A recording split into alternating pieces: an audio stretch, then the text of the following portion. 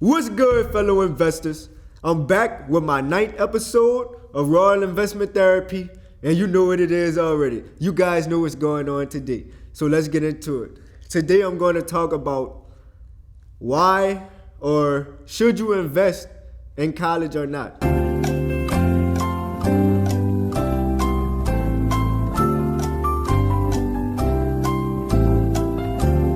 And yes, I am a junior.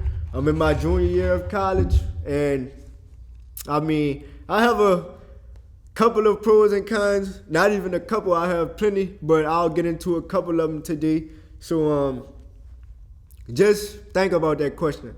Should you invest into college or not? I know many people after high school, you like, dang, I don't want to go to college. Like, I don't want to do school anymore. Been in school since you were like 5 years old or whenever you started pre-K, even if you started Head Start. So coming to college, bachelor's degree, or that's definitely a lot of time in school. And when I think back, I'm pretty sure I've been in school for about 20 years. No, I'm tripping. I'm only 20 years old, so I've been in school for about 15 years. When I finish, that'll be 16 years that I've been in school, and that's a good while. But I have 1 year left, so I'll keep pushing. But it's enough about me. So pros and cons about if you should invest in college or not. So I know a lot of people always think, okay, my parents can't afford it. I don't have scholarships. Should I do this? My question, and not my question, my answer for you guys would be, do you know what you want to do already? I know that's a tough question because plenty of high school students do not know what they want to do. And if I knew what I wanted to do in high school, I would have definitely did something different now. But I feel like college is definitely an investment. That is an investment of your time, your money, especially if you don't have scholarships or if your parents are not paying for it. And it's just an investment altogether. You invest your mind, you invest everything. Sometimes you might lose sleep at night, but as far as just pros of coming to college, I feel like if you don't know what you want to do, then when you come here, you're definitely going to find yourself. You're going to grow up. You're going to learn how to be on your own and, supply for yourself, I would say. Or just at least think for yourself and have a mind of your own, but not exactly supply for yourself for some people. But coming to college, you have time outside of class too, but you don't want to get too caught up in that time because then you could get maybe pushed off track, and then when it comes time for finals, you'll be cramped up. But as far as having that time for yourself, that is time when you actually get to learn a lot of things about the people that are around you, and you get to actually figure out, dang, what are some other things that I'm interested in? Or maybe you might even come to,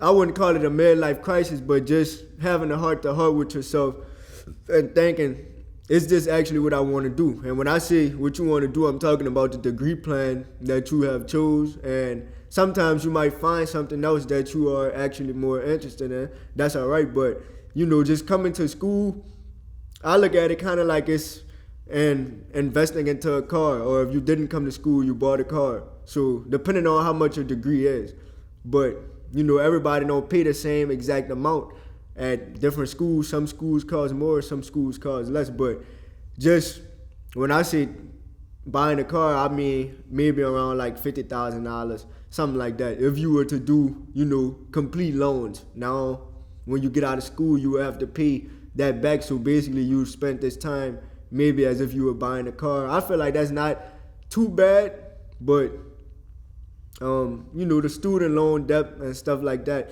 as far as like the credit scores and things, it's not nothing too bad. I would just say, if you have like a small loan or something, it's not, I don't look at it bad, but those things you could pay them back like at a small rate. They don't actually charge you too much, but if you were to come into a lump sum, then you could pay that back faster.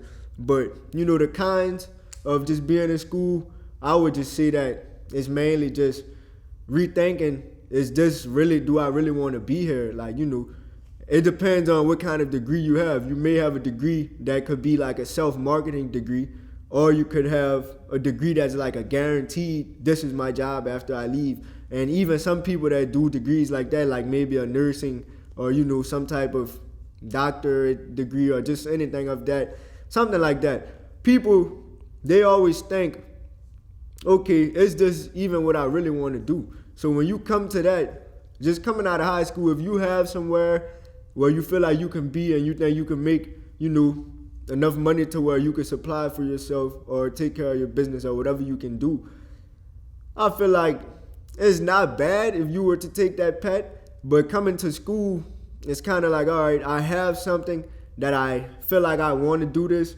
and then you go for it, but after you get there, you're like, all right, I'm really starting to think, I'm really thinking about where would my life go if I was to continue doing this after I leave school. So that's just one thing that's real interesting about choosing to invest in college now. But a lot of people don't think about that. We don't think about that when we come out of high school because, we're like 17, graduating, and 18 years old.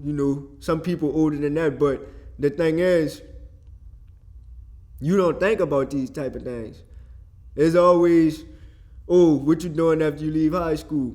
Going to college. Okay, when you get to college, now you really find yourself. So if you do make that investment, I just feel like, even if you feel like you don't really want to do that, well, if you feel like you don't want to do it, I feel like you should leave earlier in the time.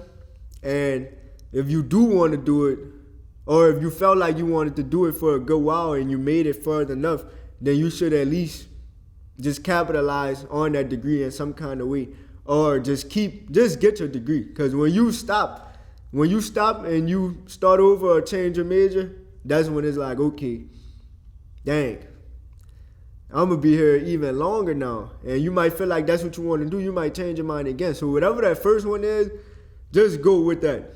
Go with that one. Like, that's what I would say. That's my advice as far as after you invest in school and, what should you do if you come into any hurdles or anything. But, like I said, the pros, you actually really find yourself.